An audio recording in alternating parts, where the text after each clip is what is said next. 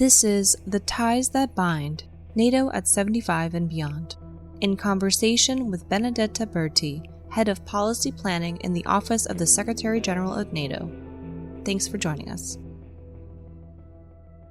Benedetta, welcome to the show. Thank you. Glad to be here. First, I wanted to ask you a little bit about your current role within NATO, your background, and how you came to be the director of the policy planning unit. So I've been in this current job as leading the policy planning team in the Office of the Secretary General for roughly 6 years now. And I come to this job from a background in academia, in policy research, in think tanks, and more working on security policy and defense policy issues, but really from outside of government. Again, as a researcher in academia, as a policy analyst in think tanks, and then also as a consultant working with different NGOs or international organizations on issues surrounding political risk, internal conflicts, protection of civilians in non-permissive environments. So really working always throughout my career, I would say at the intersection between geopolitics, strategy, and defense, with a focus on broader security issues. I come from spending quite a bit of time looking at the Middle East, and after I would say roughly 10 years in that context, I took a leap and decided to come to NATO. And it has been, of course, a very interesting timing to join the alliance, as I would say over the last 10 years, NATO really has undertaken a formidable military and political adaptation to respond to what is essentially a much more complex security environment. So in my current job, I look really at the broader set of geopolitical challenges and risks to the alliance in the Euro-Atlantic space, but I would say beyond. So it's a quite broad portfolio. And how long have you been with NATO? I joined in at the end of 2017. So already in a time where the alliance was beginning to implement a fairly substantial reset of its deterrence and defense posture. That process really started in 2014 after Russia's illegal and illegitimate annexation of Crimea, which essentially was taken by our military planners and military leadership as a sign that many of the assumptions that had driven our understanding of security in the post-Cold War era, namely the absence of conventional threats to allied territory, the fact that essentially we operated in a benign security environment, the issue that the Euro-Atlantic area was at peace, all those issues started to become questioned after Russia illegally annexed Crimea and used force to forcibly occupy and take over part of a sovereign country on the European continent. So I came into NATO at a very already dynamic time for the alliance, and I would say since then, unfortunately, also driven by a worsening security environment, the pace of adaptation has really exponentially grown, not just to deal with the Russian threat and with the return of full-scale conventional war in Europe, but also really to adapt to a much more complex security environment where in addition to the Russian threat, one has to ensure that the alliance is able to respond to a variety of other challenges, from terrorism to the rise of the People's Republic of China to disinformation, to cyber and hybrid threats, just to name a few. So it's been 6 years at NATO, but I would say a very, very dynamic environment to work in, especially in my job, which really has to do with looking at strategy and big policy questions for NATO. Yeah, part of our job here and the role of this podcast series is to educate our listenership on NATO, what NATO is, what NATO isn't, the role of NATO in not only U.S. national security, but the security of Europe overall. So if you can you maybe take us through what it's like to work at NATO and your typical day at NATO? I would start by saying that because it is a very dynamic security environment, I think working at NATO is, first and foremost, it's about working in an organization made of 32 different allied countries. So on a very personal perspective, it's a fantastic working environment. You're working with colleagues from all over Europe and North America, side by side in a multilateral, multinational, very vibrant environment.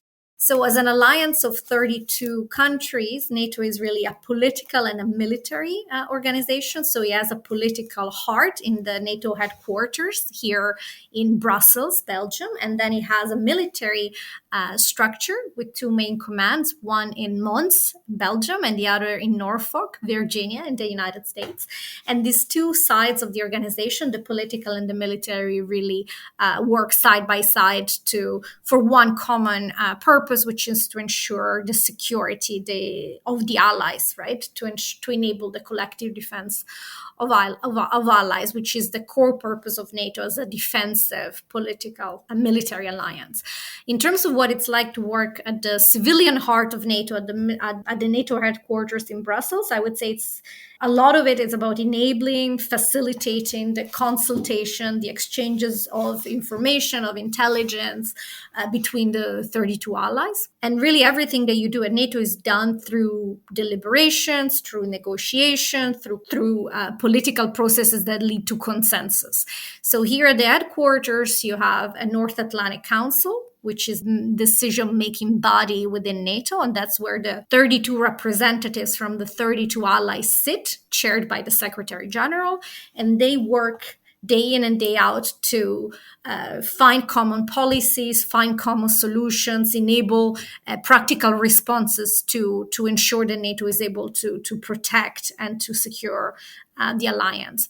So, and supporting this North Atlantic Council, you have a lot of different committees that really work into the details of every policy decision. So it's a really vibrant environment. There is a lot of negotiations, a lot of exchanges, a lot of consultations, and really the core purpose is to find the best possible political agreement that really reflects the national security priorities of all the allies, and also reflects the consensus, the agreement of the transatlantic alliance. So a typical day at NATO will see a lot of this political negotiations, a lot of consultations, a lot of exchanges. And then, of course, in the military side of the organization, it's really about implementing, exercising, delivering, and ensuring that those political decisions are implemented at the military level. So that's really that would be the NATO at a glance. Then, depending which part of NATO you work, your day might be very different. For me, working in the office of the Secretary General, my primary job is really to provide advice, recommendations, analysis to the Secretary General as the top civilian leadership in the organization, so that he can make the best decisions and shape the politics of the alliance. We're talking here in early July, about a week before the NATO summit in Washington. From your view, what announcements and decisions do you anticipate NATO making at the Washington summit? So indeed, the Washington summit, which will occur between the 9th and the 11th of July, is going to be, it's a very important occasion for the alliance. It's not really just an anniversary summit. It's really about taking practical decisions, because I think our security environment really demands us to take concrete action. Firstly, it's about the continuous reset and strengthening of our deterrence and defense posture. And that really means that since 2014, NATO has implemented the largest reinforcement of its deterrence and defense posture in generation. That has led the alliance, first of all, to reverse what had been decades of underinvestment in defense and go from a situation in 2014 when only 3 allies spent 2% of their GDP on defense spending, to this summit in Washington, where we have 23 allies, so 2/3 of the alliance spending 2% of their GDP on defense, which is, of course, very important to deal with a security environment that really demands us to take our deterrence and defense seriously. So firstly, it's going to be about recognizing the progress that there has been in terms of defense spending. There's a number of decisions that are going to be taken to continue to support the adaptation of our deterrence and defense architecture. In layman's terms, we have now more forces at higher readiness available to deter and defend the alliance. We have allies have acquired more high-end capabilities that are needed to ensure the deterrence and defense of the alliance. I expect also at the summit there will be additional commitment to re-energize, ramp up production, and really invest in our defense industry, which is something very important because, again, after decades of having a just-in-time model, one where we really didn't invest in high production of our defense industry, we're now going to a situation in which we really need to re-energize and strengthen the transatlantic industrial defense, industrial and technological base. So expect important decisions on those issues. The second main issue for the Washington summit is NATO support to Ukraine and allied support to Ukraine. This is very important to NATO and to Euro-Atlantic security at large. Ukraine is, of course, exercising its right to self-defense by standing up to Russian aggression. We also know that the path to future security and stability in the Euro-Atlantic area goes through ensuring that Ukraine prevails as a sovereign, independent country and that Russian aggression does not pay off. So the stakes are really high in terms of the outcome of the Russian war of aggression in Ukraine. So in Washington, very, very practically, I expect allies not just to announce additional support for Ukraine, but also to agree to a new NATO security assistance and training for Ukraine, which essentially means that NATO will take a much more robust role in overseeing and coordinating the training and the security assistance that allies provide to Ukraine. This is important to ensure predictability, sustainability, better coordination so that Ukraine has what it needs today, but also to work on the long-term development of the Ukrainian armed forces. I expect this decision will be backed by a financial commitment, a long-term financial commitment. Again, this is important to both reassure Ukraine that we are continuing to support their self-defense, but also to signal to Moscow that the Kremlin cannot just wait us out. We will continue to support Ukraine, not as charity, but really as an investment in our core security. And then I also expect allies will reiterate the commitment, the future commitment to Ukraine joining and becoming a member of NATO when conditions are right. And really through all this decision, building a concrete bridge to membership and also a concrete signal of support to Ukraine. So I expect important decisions on Ukraine at the Washington summit. And third, so in addition to deterrence and defense support for Ukraine, the third important area of work for the Washington summit is the strengthening of NATO's partnership, especially when it comes to its global partnership and partners in the Indo-Pacific region. NATO has 4 main partners in the Indo-Pacific region: Japan, Australia, the Republic of Korea, and New Zealand.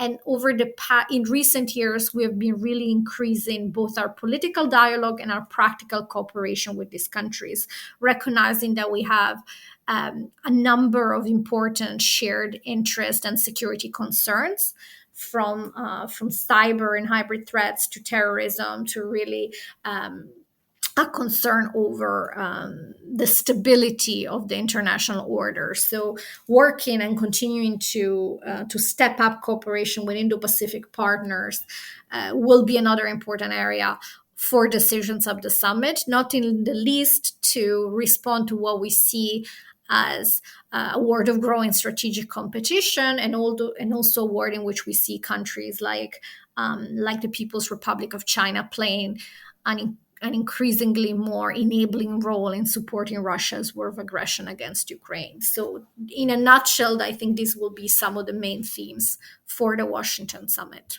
Regarding the partnerships that NATO has with its Indo-Pacific partners, you mentioned Japan, South Korea, Australia, and New Zealand.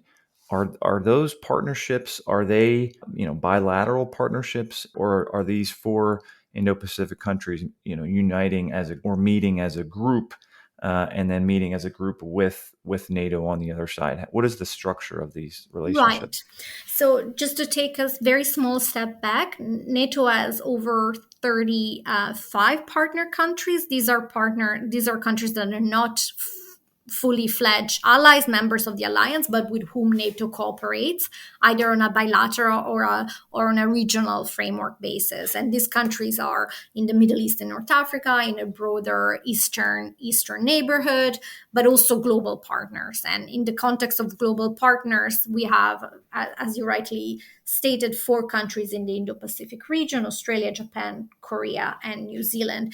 With each of these countries, NATO has a bilateral practical cooperation program, but we also have an informal setting through which we meet between NATO as an alliance and these 4 countries we call the Indo-Pacific 4.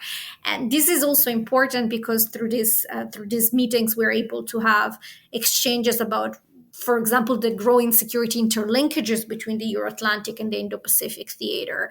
And then there are also areas of cooperation that NATO agrees to carry forward with all the Indo-Pacific 4 countries. But so it's a bit of a mix. There is both a bilateral cooperation with each of these countries, but there is also this setting through which we're able to consult, exchange ideas, and have very, I would say, fruitful strategic exchanges on a more regional framework. NATO announced a new Secretary General, Dutch politician Mark Rutte. He will be, I think, officially taking the helm October 1st. What do you see as the new Secretary General's main priorities and initiatives for the alliance? And in what ways will these differ, if at all, from Secretary General Stoltenberg?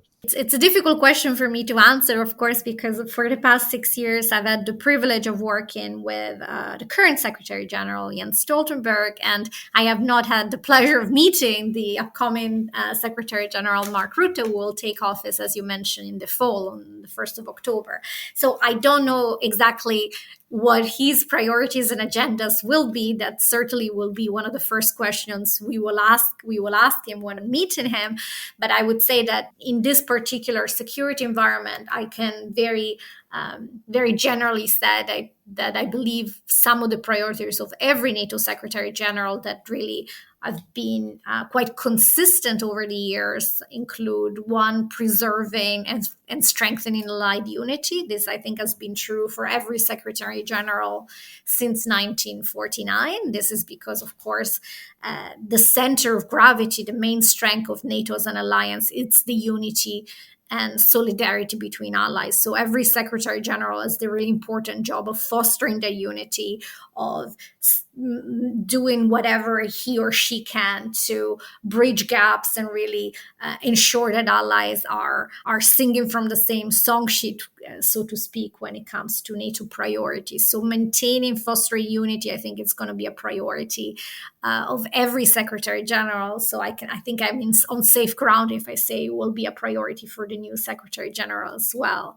When the new Secretary General takes office, he will be, of course, also steering the alliance through the most significant process of military adaptation that we have had since the end of the Cold War. So I expect that continuing to deliver on the reset of our deterrence and defense posture will be a priority, and that means continuing to look at how to ensure fair burden sharing between European allies and North America, how to continue to strengthen not just defense spending, but also our transatlantic industrial base. So I believe these priorities will remain important also with the new Secretary General. And then I also believe that because we live in a world in which really we need to take into consideration the impact of rising strategic competition, there will be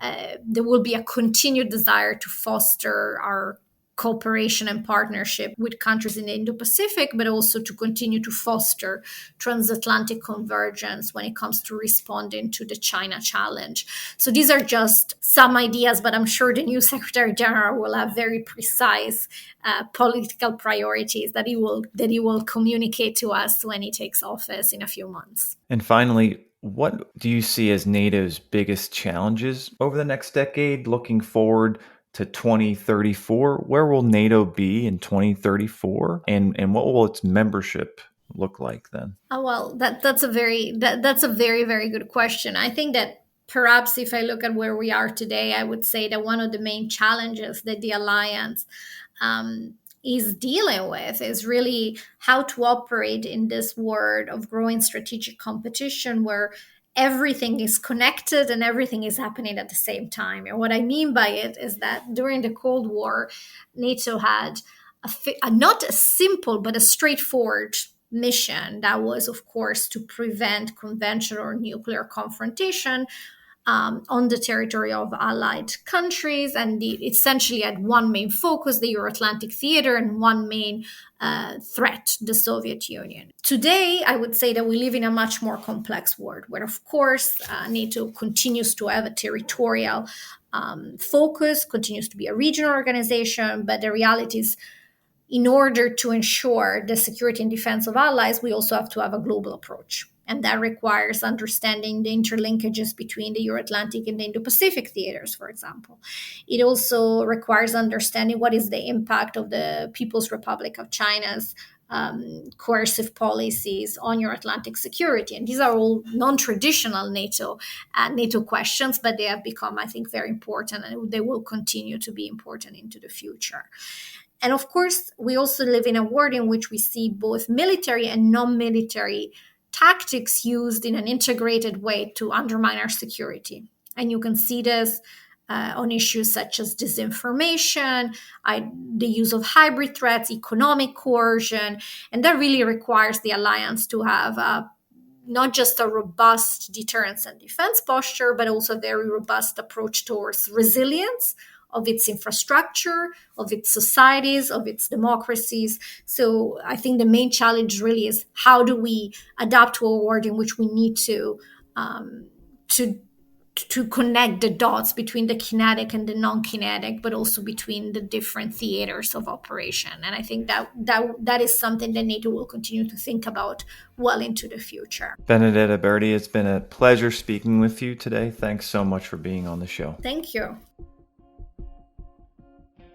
This has been The Ties That Bind, NATO at 75 and Beyond, a podcast of the Foreign Policy Research Institute. The complete interviews with all of our guests are available in the link in the description of this episode. For more podcasts, analysis, and to learn about upcoming events, please visit us at fpri.org.